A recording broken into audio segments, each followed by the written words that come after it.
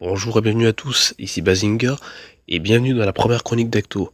Aujourd'hui nous parlons du roman Les Seigneurs des Sith. Donc ce roman est sorti en 2015 aux USA, en 2016 en France. Il est écrit par Paul S. Kemp, dont je vous reparlerai un peu plus tard. Donc passons tout de suite au scénario de ce roman. Donc le scénario de ce roman se passe 5 ans après la fin de la revanche des Sith et de la guerre des clones, donc en l'an -14. Et suit Dark Sidious et Dark Vador, se trouvant piégés sur la planète Rylos. La planète Rylos, c'est une planète donc qui habite les Twi'lek. Et de l'autre côté, donc nous avons une résistance Twi'lek qui cherche justement à frapper d'un grand coup l'Empire en s'attaquant aux têtes de l'Empire. Avant de poursuivre, justement, un petit retour sur Paul S. Kemp.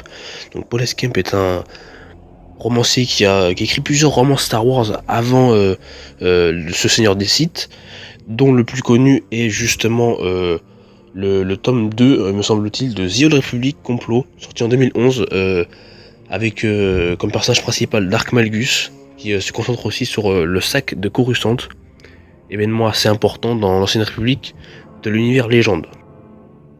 Ensuite, Paul S. Kemp a ensuite écrit 2 romans de la série Cross Current que je n'ai pas lu, que je ne connais pas non plus, donc je ne pourrais pas vous faire un bref aperçu de ces 2 romans.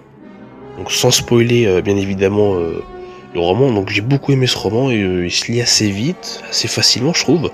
Il y a quelques moments où voilà, on s'ennuie un peu, c'est un peu plus lent, mais ça se lit plutôt assez vite. Il y a pas mal de références à la série animée The Clone Wars, donc de 2008. Donc si vous n'avez pas vu la série animée, ça peut être assez compliqué de trouver, de comprendre certaines références, donc je vous conseille de la regarder. D'ailleurs c'est une très bonne série au passage. Maintenant la chose la plus importante du roman, c'est justement la relation Dark Sidious et Vador, son apprenti. Donc vu que ça se situe seulement 5 ans après l'épisode 3, on retrouve un Vador différent de la trilogie d'origine, un Vador qui doute encore de ce qu'il a fait, de ce pourquoi il est là. Et la relation père-fils est assez bien amenée, j'ai bien aimé, dans la bonne continuité de la prélogie. Maintenant on va parler plus en détail de Vador. Donc le Vador qu'on retrouve, donc, comme je l'ai dit, est bien différent. Personnellement il m'a fait penser un peu comme s'il y avait encore le caractère d'Anakin Skywalker en lui.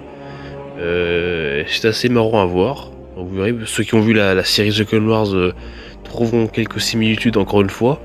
Donc regardez cette série. Et donc on voit qu'il est un peu perdu, qu'il n'est pas toujours d'accord avec Sidious. Mais Sidious, on voit que Sidious arrive à trouver des moyens pour le corrompre encore plus qu'il ne l'est déjà et la servir. Palpatine. Parlons-en, Palpatine. Personnage très intéressant, encore une fois, dans ce roman. Ce qui est intéressant aussi, c'est de voir ce que les gens pensent de l'empereur, parce que justement, ce qui manquait un peu dans la trilogie originale, c'est qu'on ne voyait pas vraiment ce que les gens ordinaires, j'ai envie de dire, pensaient de l'empereur. Comment ils voyaient l'empereur. Là, on voit un peu plus cet aspect-là. Et c'est assez intéressant. Donc Palpatine toujours avec ses fourberies, qui on voit voilà, qui continue à détruire en fait le peu d'Anakin qui reste en Vador. Et c'est assez intéressant de voir ça.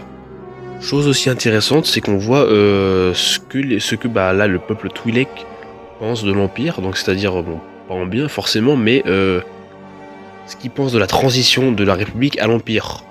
Donc, chose aussi importante encore une fois dans The Clone Wars, mais qui est un lien avec The Clone Wars. Mais on voit un peu ce qu'ils pensent de cette transition-là, et est-ce que les choses pour eux sont différentes ou est-ce que ça n'a pas changé.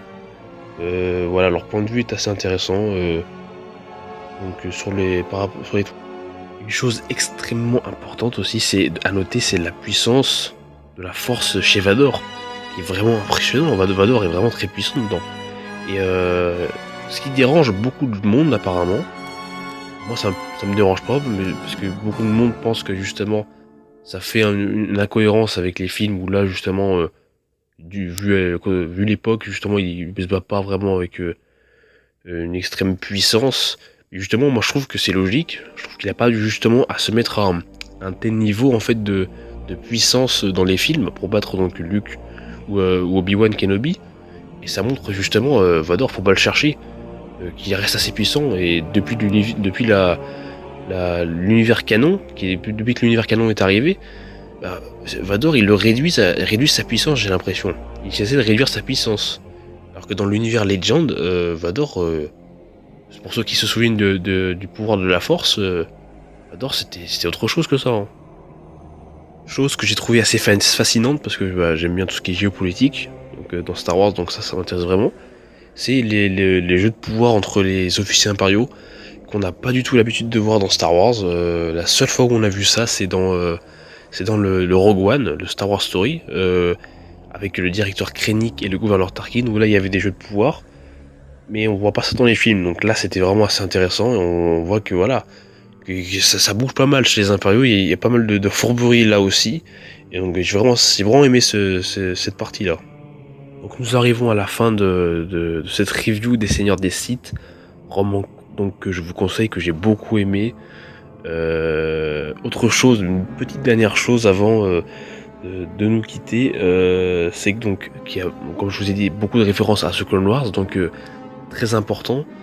Il y a aussi donc des personnages qu'on connaît, donc qu'on a vu dans les films, dans les séries animées, quelques personnages qui reviennent. Donc, soyez attentifs. Ou faites aussi des fois, quand vous savez pas le personnage, vous pouvez regarder sur internet, hein, moi je le fais.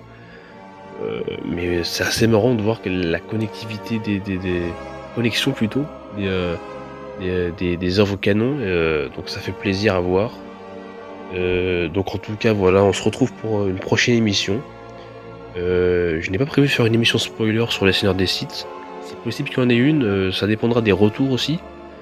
Mais voilà, je verrai. Ce n'est pas nécessaire, je préfère vous laisser toute la surprise, les surprises de ce roman. Donc voilà, c'était les Seigneurs des Sith, la chronique d'Acto numéro 1. Que la force soit avec vous. Salut à tous.